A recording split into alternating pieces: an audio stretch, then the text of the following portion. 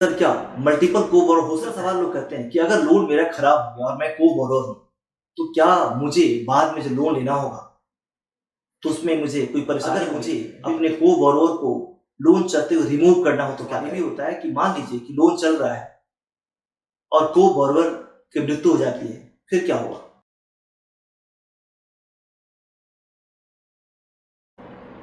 दोस्तों, लोन्स के मामले में आपने एक शब्द तो अवश्य सुना होगा और वो शब्द है एलिजिबिलिटी। कई बार जब आप लोन के लिए अप्लाई करते हैं तो आपसे ये कहा जाता है कि सर आपकी लोन की एलिजिबिलिटी नहीं बन पा रही है, मतलब जितना लोन आप मांग रहे हैं उतना लोन हम आपको नहीं दे पाएंगे। और ये हो सकता है कि आपकी इनकम सपोर्ट नहीं कर रही है, मतलब जितना लोन आप मांग रहे हैं अपने इनकम के हिसाब से उस अमाउंट के लिए आप एलिजिबल नहीं है। या हो सकता है कि आपकी क्रेडिट हिस्ट्री ही नहीं है, मतलब आपने इस तरह का लोन पास्ट में नहीं लिया है, नहीं रीपे किया है।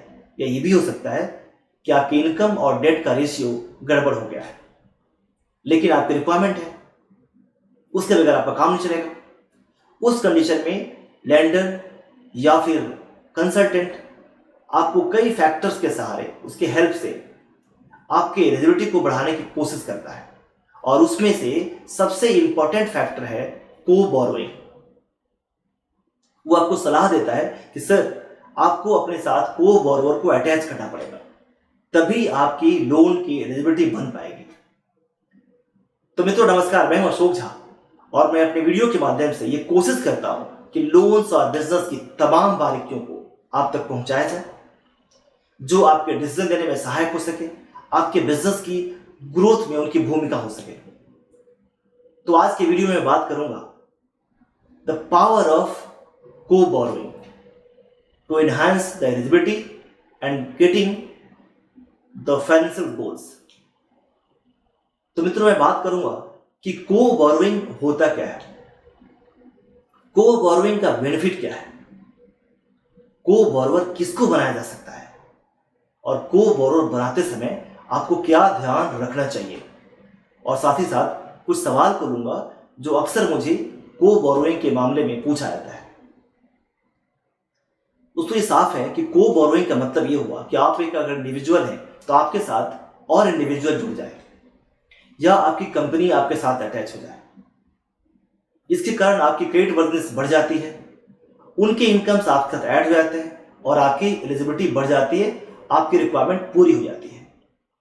यानी साफ है कि अगर इसकी बेनिफिट की बात करें तो पहला बेनिफिट तो यही है कि आपकी एलिजिबिलिटी बढ़ जाती है, और दूसरा एलिजिबिलिटी तो बढ़ गई आपकी, लेकिन चूंकि आपने को बोरोवर को अटैच कर लिया है तो लेंडर को भी अधिक लोन देने में आसान हो जाता है, मतलब लेंडर आपको एक बड़ा अमाउंट ऑफर करने के लिए तैयार हो जाता है। साथ ही साथ ये रिस्पॉन्सिबिलिटी शेयर्ड हो जाती है, मतलब जो भी को बोरोवर है समान रूप से इस लोन के लिए रिस्पॉन्सिबल होता है। चौथा, अगर आपकी कोई क्रेडिट हिस्ट्री नहीं है, आप को बोरोवर हैं, तो आपकी भी क्रेडिट हिस्ट्री बन जाती है, आपका सिविल स्कोर डेवलप हो जाता है। यानी जब बाद में आप लोन लेने की बात करेंगे तो आपके अपने बूते पे भी लोन आसानी से मिल जाएगा। और अंतिम ये कि आपको रेट ऑफ इंटरेस्ट का भी कई लेंडर्स फायदा दिला देते हैं, क्योंकि उनको ये कंफर्ट रहता है कि आपके साथ को बोरोवर भी अटैच है। अब आप पूछेंगे कि को बोरोवर किसको लिया जा सकता है, तो मित्रों को बोरोवर 4 तरह के लोगों को लिया सकता है। पहला, स्पाउस को, यानी अगर हस्बैंड है तो वाइफ को ले सकता है एज ए को बोरोवर, वाइफ है तो हस्बैंड को ले सकते हैं। फैमिली मेंबर्स को ब्लड रिलेशंस में, यानी अपने पेरेंट्स को ले सकते हैं एज ए को बोरोवर, अपने सिबलिंग्स को ले सकते हैं, ब्रदर सिस्टर्स को। और तीसरा, आप अपने कंपनी को ले सकते हैं, भले ही उसमें पार्टनर आपके बाहरी लोग हैं, डायरेक्टर बाहरी लोग हैं, शेयर होल्डर्स अलग लोग हैं, फिर भी आप कंपनी को अपने साथ को बोरोवर ले सकते हैं। और चौथा, फ्रेंड्स को भी ले सकते हैं अगर फाइनेंशियल जो गोल है आपका एक जैसा हो, दोनों आपस से मिलकर कुछ कर रहे हो। लेकिन ये ज़्यादातर ऐसा नहीं होता है, ये लेंडर पे डिपेंड करता है, कुछ लोग इसको मानते हैं कुछ नहीं मानते हैं। तो अब सवाल है कि क्या इन सब को हम एज ए को बोरोवर ले लेंगे? बिल्कुल भी नहीं। ऐसा ना हो कि इन लोगों में से किसी को आपने उठाया, आपके एलिजिबिलिटी बनने के बजाय बिगड़ जाए। तो आपको कुछ क्राइटेरिया को दिमाग में रखना पड़ता है, कुछ पैरामीटर्स को देखना पड़ता है। जैसे क्रेडिट वर्दीनेस, जिसको आप को बोरोवर ले रहे हैं वो कहीं डिफॉल्ट तो नहीं किया है, उसका सिविल खराब तो नहीं है? क्योंकि को बोरोवर का सिविल अगर खराब है तो आप पर भी उसका इंपैक्ट पड़ेगा। तो आप ये देख लीजिए कि अच्छा सिविल वाला, अच्छा रिपेमेंट करने वाले को बोरोवर बनाइए। दूसरा, उनका इनकम स्टेबल है कि नहीं है। इनकम तो है बट स्टेबल इनकम है कि नहीं है, वो भी आपको देखना चाहिए।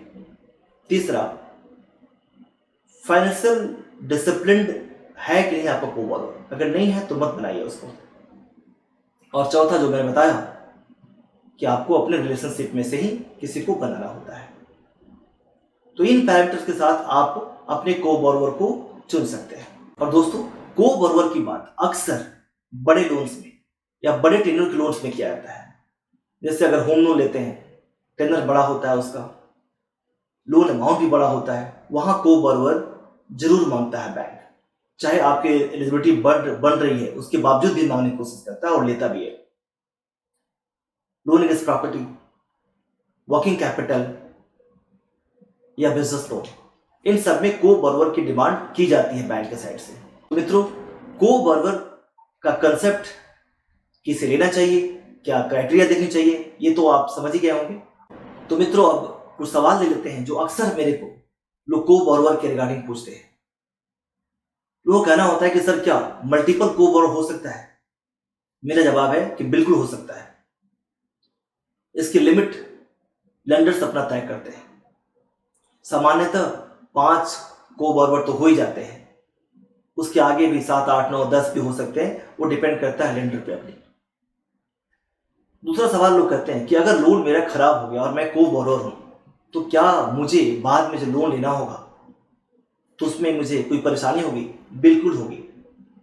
जैसे आपके क्रेडिट वर्दीनेस पे लोन यहां मिल रहा है, अगर आपका लोन ये खराब हो गया तो आप समान रूप से इस लोन के लिए रिस्पॉन्सिबल है।